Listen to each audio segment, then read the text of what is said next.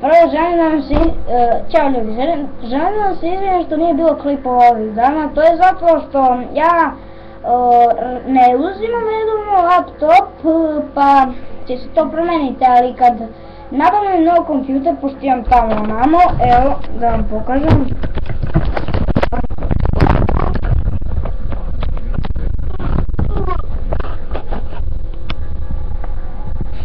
Čekaj, jako vidite, da kupim kamenicu.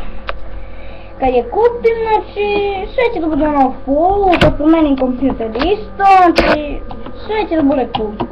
A, što se tiče klipova, znači to sam već rekao. Kad kupim novu kameru i kompjuter, bit će sve, znači, cool. A sad vam, znači, ja sam do sada snimao na kanalu viceve, moje pravo ime, to što sam rekao da moje pravo ime,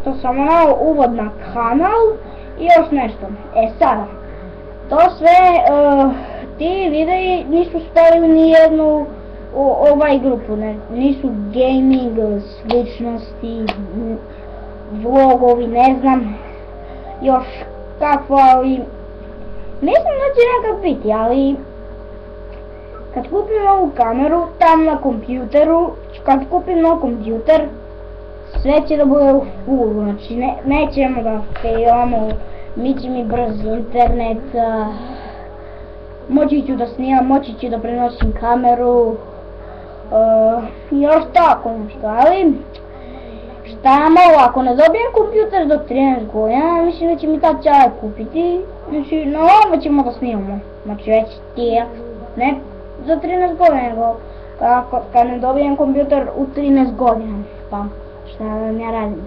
Ali ljudi, znači povremeno će izaći neki klipovi, vlogovi, tako nešto, neke tamo smeške i još nešto. Malo ćemo ja, moj brat Darko, da nešto tamo radimo u klipovima, pričat ćemo neke viceve, smijat ćemo se, pravit ćemo neke zajebancije i tako nešto. Pa, čekajte klipove svakog dana, pošto već ponavljam 3 puta i ovo mi je 4. Ako ponavljam 100 puta, pa ja mislim da ima da budem bolestan. Znači kad kupim novu kameru, nov kompjuter, sve će da bude u full cool i čao. Samo se treba sačeka. Znači molim vas ljudi, sačekajte, ne želim da vi brinete. Ja ova pička nikad ne izbacuje klip. Izbacivat ću ja još klipova.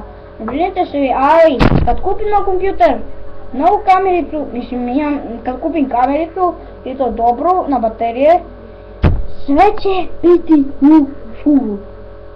To može. Ja ću ovdje da ostavim klip. Vidimo se u sljedećoj epizodi. Ćao!